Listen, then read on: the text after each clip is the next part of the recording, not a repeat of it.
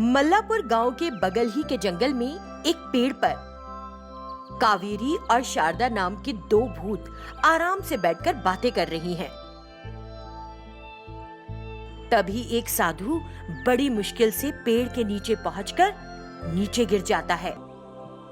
भूख भूख, प्यास प्यास कहते हुए साधु तड़पने लगता है। पेड़ पर बैठी दोनों भूतनियों को साधु दिखाई देता है।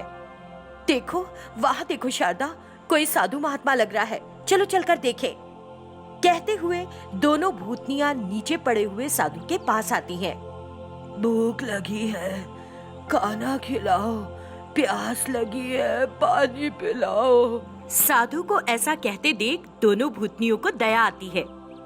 लगता है भूख प्यास से मर जाएगा, हम लोग कुछ मदद करते हैं। तुम जाकर खाने को फल लेकर आओ, मैं पीने को पानी लेकर आती हूँ।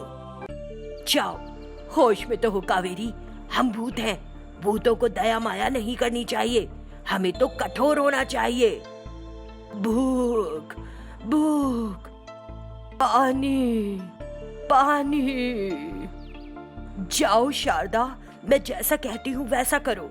भूत हो इसका मतलब ये नहीं कि भूखे को खाना मत दो, प्यासे को पानी ना पिलाओ, ऐसा किसने कहा है? शारदा जाओ, जाकर पानी ले आओ। ऐसा कहकर कावेरी भूत फल लाने चली जाती है। कावेरी भूत फल, शारदा भूत पानी लेकर साधु के पास आते हैं। दोनों फल और पानी रखते हैं। शारदा, हम लोग इसे इस तरह भूत की तरफ फल पानी दें तो डरकर भाग सकता है, इसलिए हम मनुष्य जैसी बन जाती हैं। ऐसा कहकर दोनों भूतनियां सामान्य लड़कियां बन जाती हैं। अरे महात्मा जी, आपके लिए फल और पानी लाई हैं। ये सुनकर महात्मा उठकर बैठ जाता है, लेकिन सामने सुंदर लड़कियां देखकर ना ही खा पाता है, ना ही पानी पी पाता है। मुझे क्षमा करना, सामान्य मनुष्य मुझे खिलाए तो मैं नहीं खा सकता, पकड़ कर खिलाए तब भी नहीं।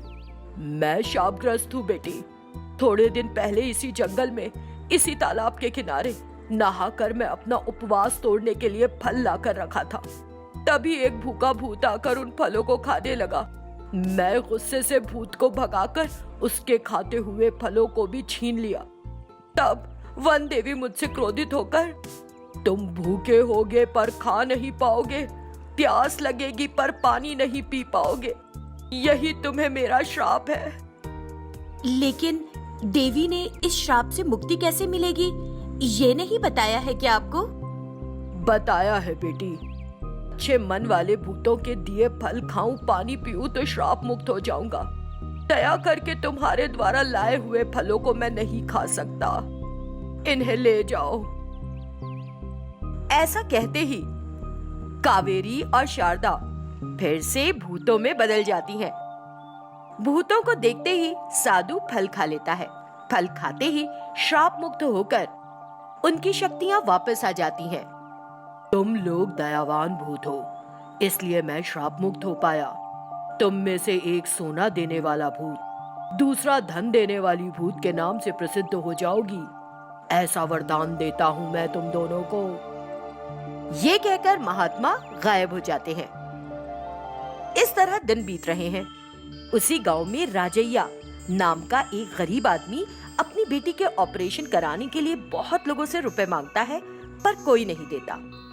तब वो निराश होकर आत्महत्या करने जंगल जा रहा होता है। वो एक पत्थर पर बैठकर दुखी हो रहा है। उसे देखकर दोनों जादुई भूत उसके पास आकर उसका दुखड़ा सुनकर एक भूत धन और दूसरी भूत सोना देती है। धन और सोना लेकर राजैया बेटी का ऑपरेशन करा के उसकी शादी करा देता है। दोनों भूत बड़ी खुश होती हैं। एक गांव में वीरराजू और अपर्णा नाम के गरीब दंपत्ति रहते थे। जंगल में लकड़ी काटकर वीरराजू पेट पालता था। अपर्णा को बच्चे नहीं थे, इसलिए वो हमेशा दुखी रहा करती थी। अंधेरा हो रहा था, तभी वीरराजू लकड़ी बेचकर मिले पैसों से सामान लेकर घर आता है। घर में घाट पर दुखी होकर बैठी पत्नी को देखता है। पास आकर उसके कंधे पर हाथ रखता है। अपर्णा चौंक जाती है। कितनी देर हुई आकर आपको? अपर्णा अपर्णा कहकर कितनी बार बुलाने पर भी सुनाई नहीं दे रहा। इतना दुखी होकर क्या सोच रही थी अपर्णा? मैं सोचने के लिए है ही क्या बोलो। खुश क्यों नहीं रहती हो? हर पत्नी माँ बनना चाहती है, वो तुम्हारी किस्मत में नहीं है करके दुखी होती रहती हो तुम। अपर्णा कुछ नहीं कहती और रोने लगती है। वीर राजू नहीं समझ पाता कि उसे कैसे चुप कराए। रो लेगी तो मन का दुख थोड़ा हल्का हो जाएगा, ये सोचकर चुप नहीं कराता, ना ही कुछ कहता है। वो चुपचाप देखता रहता है। इस तरह रात बीत जाती है। दूसरे दिन वो लकड़ी काटने जंगल जाने को तैयार होता है तब सुनो, तुम मुझसे एक वादा करो। बिना कुछ बोले वादा करने को कह रही हो? क्या बात है अपर्णा? सुनो, तुम बच्चों के लिए किसी और औरत से शादी कर लो प्लीज। अपर्णा क्या बोल रही हो? तुम्हें कुछ पता भी है? मुझसे वादा कर लिया है तुमने, अब दूसरी शादी करो। अनमना होकर वीर राजू हामी भर देता है। अपर्णा शांति के साथ वीर राजू की शादी करा देती है। वीर राजू और शांति हिल मिल जाते हैं। इस तरह दिन बीत रहे हैं। भगवान की लीला किसकी समझ में आती है। अपर्णा अब गर्भवती हो जाती है। शांति और वीर राजू खुश होते हैं। अपर्णा को प्रसव वेदना शुरू होती है। पास के अस्पताल ले जाते हैं, लेकिन एक बच्ची को जन्म देकर अपर्णा मर जाती है। दिन गुजर रहे हैं। मीना बड़ी होती है, स्कूल जाने लगती है। शांति मीना की देखभाल कर रही है, वो भी गर्भवती होती है। एक दिन अचानक उससे टकराकर शांति गिर जाती है। उसका गर्भपात हो जाता है। इसके लिए मीना को जिम्मेवार समझकर उससे गुस्सा रहने लगती है। एक दिन मीना पढ़ाई कर रही होती है। क्यों महारानी, किताबें लेकर बैठ गई है? घर का काम कौन करेगा? हाँ, सारे काम कर लिए मौसी।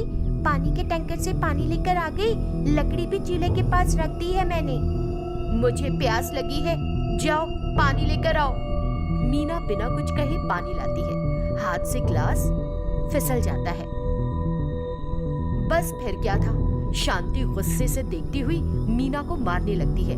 मीना की खूब विनती करने पर भी नहीं सुनती। अच्छे अच्छे लोग मर रहे हैं पर तुझे मौत नहीं आ रही, ऐसा कहकर मारती रहती है। मीना बेहोश हो जाती है। शांति उसको गिरने से बचाकर उसकी सेवा करती है, लेकिन उसे करना पसंद नहीं आता। एक दिन मीना को लेकर जंगल जाती है। यहाँ क्यों आए हैं मौसी? चोर पुलिस खेलेंगे रे। घर के पास इतने आराम से नहीं खेल सकते, जगह कम है, इसलिए यहाँ लाई हूँ तुझे। मीना सच समझती है। आंखों पर पट्टी बांधकर धीरे से उसे एक पेड़ के पास ले जाती है शांति। पेड़ के तने पर एक रस्सी बंधी है। उस रस्सी से मीना को फांसी लगाने लगती है। तभी अचानक मीना बोलती है, अम्मा, जोर से चिल्लाती है। तभी मीना की माँ अपर्णा भूत बनकर वहाँ आ जाती है। शांति रस्सी खींच रही है। गला दर्द कर रहा है मौसी, तुम क्या कर रही हो? वहाँ पहुंची भूत बनी माँ एक लकड़ी लेकर शांति की पिटाई करती है। पिटाई से डरकर शांति वहाँ से भाग जाती है। भूत माँ मीना को बचाकर उससे बातें करती रहती है।